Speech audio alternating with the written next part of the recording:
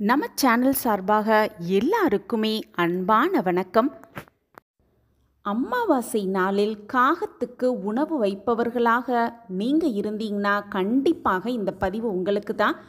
இந்த 5 தவறுகளை மறந்தும் கூட செய்யாமல் இருக்கணும் அப்படிங்கிறத பற்றி தான் இந்த பதிவில் நம்ம தெரிஞ்சுக்க போகிறோம். வணக்கம். நம்ம சேனலுக்குள்ளே உங்கள் எல்லாரையும் வரவேற்கிறதுல எனக்கு ரொம்ப ரொம்ப சந்தோஷம். இறைவனோட ஆசிர்வாதம் எல்லாருக்கும் கிடைக்கட்டும். காகம் சனீஸ்வரருடைய வாகனம் அப்படிங்கிறது உண்மை. காகம் யமலோகத்தின் வாசலில் இருக்கும் அப்படின்னும் யமனின் தூதுவன் அப்படின்னும் சொல்லப்படுது. நம்ம உணவு உண்பதற்கு முன்பாக காகத்துக்கு ஒரு பிடி உணவு வைக்க வேண்டும் அப்படின்னு நம்ம முன்னோர்கள் சொல்லி வச்சுருக்காங்க. நம்மளுடைய முன்னோர்கள் இறந்த பிறகு அவர்களுடைய ஆன்மாக்கள் அவங்க குடும்பத்தை காண்பதற்காக, அவங்க வசித்த இடத்தை பார்ப்பதற்காக அந்த இடத்தை தேடி வரும் அப்படிங்கிறது நம்பிக்கை. காலம் காலமாக நம்பி வரும் நம்பிக்கை. அப்போது நேரடியாக அவங்க வர முடியாமல் காகத்தின் ரூபத்தில் வருவதாக சொல்லப்படுது.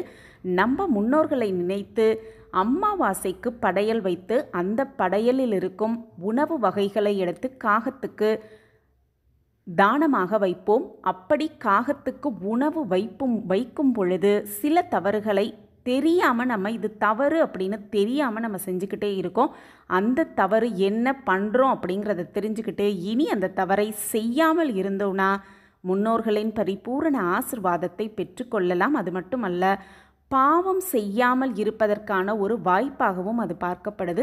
இந்த மாதிரி விஷயங்களை செய்வதன் மூலம் பாவம் தான் நமக்கு சேரும் அப்படிங்கிறதுனால இந்த தவறுகளை தவிர்த்து விட்டு காகத்துக்கு உணவு வைக்கலாம்.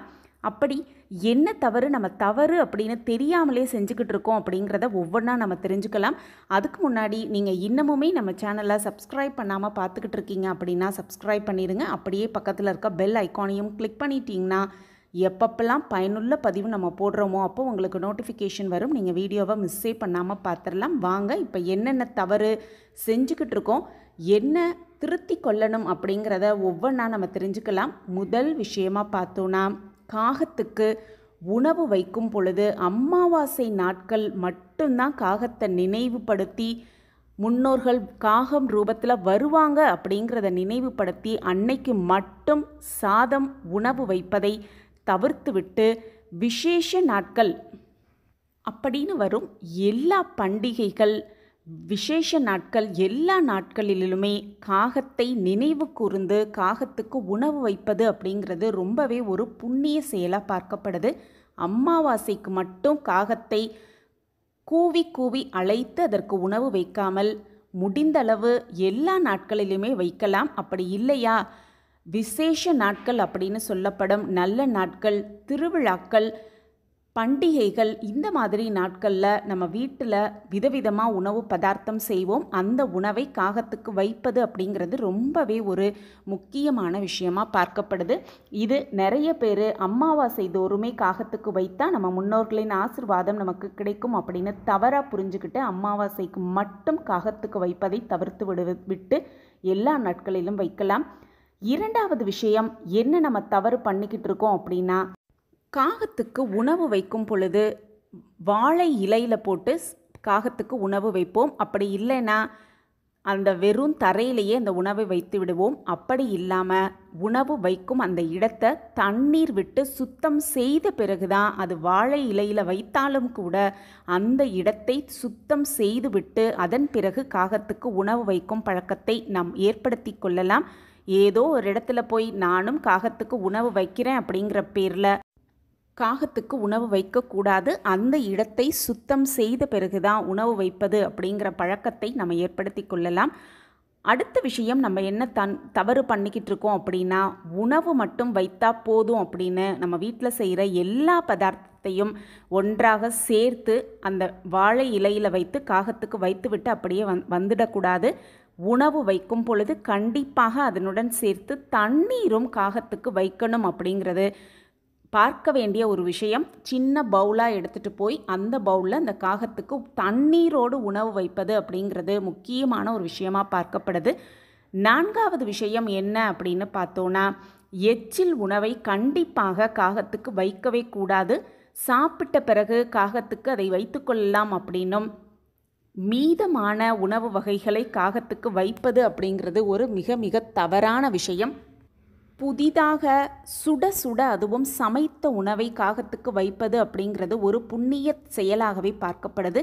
வீட்டில் சமையல் செய்தவுடன் உடனே அதை எடுத்துகிட்டு போய் காகத்துக்கு வைத்து விட்டு தான் வீட்டில் உள்ள அனைவருமே அதை சாப்பிடணும் அப்படிங்கிற சொல்லப்பட்டிருக்கு. எச்சில் உணவை கண்டிப்பாக காகத்துக்கு வைக்கவே கூடாது. அடுத்த விஷயமா பார்த்தோன்னா, அமாவாசை தினங்களில் சில பேர் முன்னோர்களுக்கு பிடிக்கும் அப்படிங்கிற பேரில் அசைவம் செய்வதை வழக்கமாக சில குடும்பங்களில் செய்வாங்க. அந்த மாதிரி நேரத்தில் கண்டிப்பாக அசைவ உணவை காகத்துக்கு வைக்கவே கூடாது அப்படின்னும், அது மிகப்பெரிய ஒரு பாவ செயலாக முடிந்துவிடும் அப்படின்னும் சொல்லப்பட்டிருக்கு.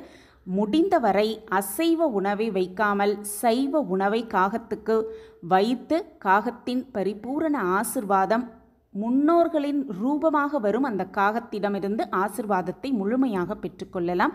இந்த தவறு நம்ம செஞ்சுக்கிட்டு இருந்தோன்னா, இது தவறுன்னு தெரியாமல் தான் செஞ்சுக்கிட்டு இருப்போம். அந்த தவறை திருத்தி கொண்டு இனிவரும் நாட்களில் அமாவாசையில் காகத்துக்கு உணவு வைப்பவர்களாக நீங்கள் இருந்தீங்கன்னா, இனிவரும் நாட்களில் இந்த தவறை தவிர்த்து விட்டு நல்ல முறையில் காகத்துக்கு தினமுமே உணவு வைத்து முன்னோர்களின் பரிபூரண ஆசிர்வாதத்தை பெற்றுக்கொள்வதோடு மட்டுமல்லாமல் சனீஸ்வர பகவானின் ஆசிர்வாதத்தையும் முழுமையாக பெற்றுக்கொள்ளலாம். நம்ம செய்கிற கர்ம வினைகளை நமக்கு உணர்த்துவதற்காகத்தான் சனி பகவான் நம்மில் வந்து தங்கிக் கொள்வார் அப்படின்னு சொல்லப்பட்டிருக்கு. அதன் போது நம்ம பல கஷ்டங்களை அனுபவிக்க வேண்டிய நிலை ஏற்பட்டாலும் கூட வாழ்க்கையில் நிறைய விஷயங்களை நம்ம புரிந்துக்கலாம். சனி பகவானின் வாகனமாக திகழ்வது தான் இந்த காகம். அந்த காகத்தை எப்பவுமே அலட்சியம் செய்யவே கூடாது அப்படிங்கிறது ரொம்ப ரொம்ப முக்கியமான விஷயம். அப்படி காகத்துக்கு உணவு வைக்கும் பொழுது இந்த ஒரு தவறுகளை தவிர்த்து விட்டு காகத்துக்கு உணவு வைக்கலாம். சனிக்கிழமையில் சனி பகவானுக்காக விரதம் இருந்து காகத்துக்கு உணவு வைப்பது அப்படிங்கிறது சனி பகவானின் பிடியிலிருந்து தப்பிக்க சில வாய்ப்புகள் கிடைக்கும் அப்படின்னு சொல்லப்பட்டிருக்கு. இந்த சனிக்கிழமை நாளில் காக்கைக்கு உணவு வைத்தோன்னா அது நமக்கு எல்லா விதமான நன்மைகளும் பெற்றுத்தரும் அப்படின்னே சொல்லப்பட்டிருக்கு. கடன் தொல்லைகள் இருந்தால் நீங்கி வருமானம் பெருகும். அதே போல் தெரிந்தோ தெரியாமலோ நாம் செய்த பாவம் அனைத்துமே நம்மை விட்டு நீங்கும் அப்படிங்கிறது 100% உண்மை. அதனால் காகத்துக்கு உணவு வைக்கும் பொழுது அலட்சியம் செய்யாமல், குறிப்பாக காகத்துக்கு உணவு வைக்கும் பொழுது சில கடமைகளை நம்ம செய்து அலட்சியம் செய்யாமல், தவறு செய்யாமல் அந்த உணவை வைத்து ஆசிர்வாதத்தை முழுமையாக பெற்றுக்கொள்ளலாம். இந்த பதிவு உங்களுக்கு பயனுள்ள பதிவாக இருக்கும் அப்படின்னு நான் நம்புகிறேன். நம்ம சேனலை நீங்கள் ரொம்ப ரொம்ப சப்போர்ட் பண்ணிக்கிட்டு வரீங்க. எனக்கு ரொம்ப ரொம்ப சந்தோஷம். மீண்டும் ஒரு புதிய பதிவில் பார்க்கலாம். நன்றி, வணக்கம்.